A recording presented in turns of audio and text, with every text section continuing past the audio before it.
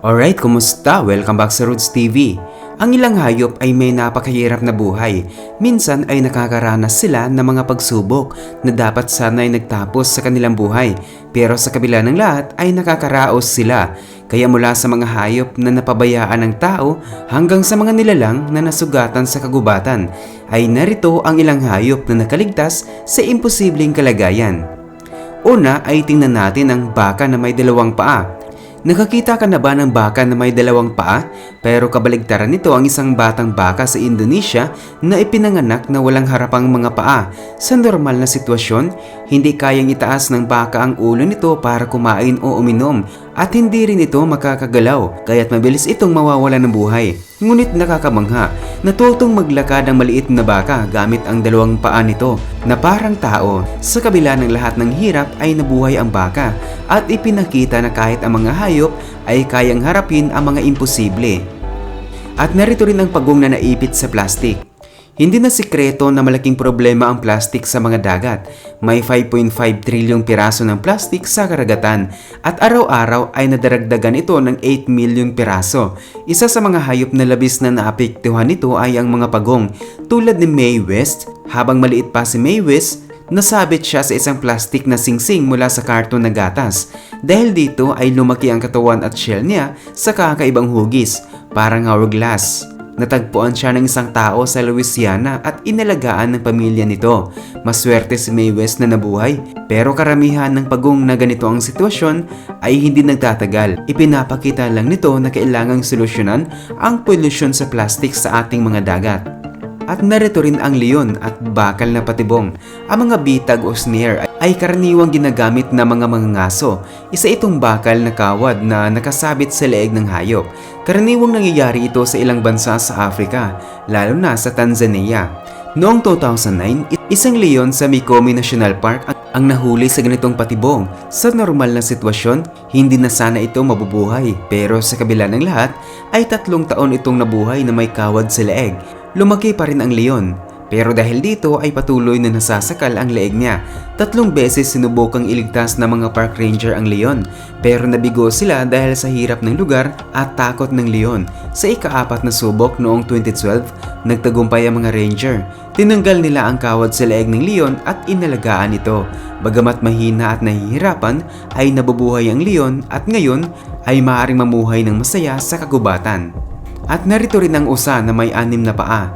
Isang araw sa Georgia, may natuklas ang usa matapos itong atakihin ng 2 aso. Ang taong tumulong sa usa ay nagulat nang makita itong may 2 dagdag na paa. Ang usa ay may 2 balakang at gumagamit ng isang paa mula sa bawat isa para maglakad. Mayroon din itong 2 buntot, ngunit ang isa ay kinakailangang putulin dahil nasugatan ito ng mga aso. Bagamat nahihirapan itong maglakad, ay nakakamanghang nabubuhay pa rin ang usa na may 6 na paa. Para masiguradong makabawi mula sa mga sugat, ay dinala ito sa isang sanctuary ng usa sa University of Georgia, kung saan aasikasuhin ang kanyang paggaling. At narito rin si Daniel, ang milagrosong aso. Nakakalungkot pero marami sa mga aso na napupunta sa pound ay kinukuha ang buhay. Halimbawa, taon-taon, libo-libong aso ang nawawala ng buhay sa buong mundo. Noong 2011, isang beagle na pinangalan ng Daniel ang dapat sana ay kabilang sa mga ito. Natagpuan si Daniel na iniabandona sa Alabama. Ngunit walang gustong mag-ampon sa kanya sa sobrang sikip ng animal shelter. Kaya isinama si Daniel at iba pang mga aso sa isang stainless steel box na pinuno ng carbon monoxide gas para bigyan sila ng magandang pamamaalam. Ang lahat ng aso sa loob ay nawala ng buhay maliban kay Daniel. Laking gulat ng mga staff at naisip nilang ito ay isang himala, kaya't pinapanatili nilang buhay si Daniel. Hindi tiyak kung paano siya nakaligtas, ngunit iniisip ng iba na baka dahil ay may sipon siya, kaya mababaw ang hininga niya at mas kaunti ang nalanghap na gas. Pinangalanan siyang Daniel mula sa kwento ng Biblia tungkol sa taong nakaligtas sa lungga ng leon. At narito rin ang giraffe na may nabaling leeg. Ang giraffe ay kilala sa mahaba nilang leeg dahil kailangan nila ito para maabot ang pagkain sa matataas na puno. Pero ano ang mangyayari kapag nabali ang leeg nito? Isang giraffe sa Botswana ang nakaranas nito. Ang lalaking giraffe na ito ay tinatayang 15 years old na may nabaling leeg na naging baluktot. Karaniwan ng mga lalaking giraffe ay walang buhok sa kanilang mga sungay dahil sa laban. Pero ang giraffe na ito ay may maraming buhok sa sungay na nagpapakitang iniwasan nito ang laban.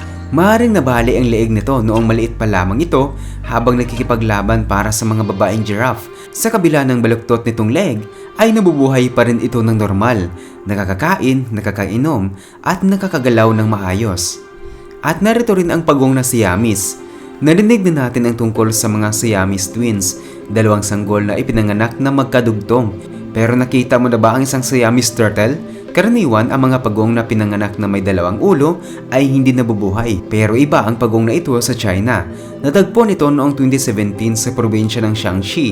Ang pagong ay may dalawang ulo, dalawang utak at dalawang isipan. Ngunit somehow ay nakakapag-coordinate ito. Ang bawat ulo ay kumukontrol sa sariling flipper at parehong kumakain at umiinom ng hiwalay. Nakakamangha na ang pagong na ito ay hindi lang nabubuhay kundi namumuhay ng maayos.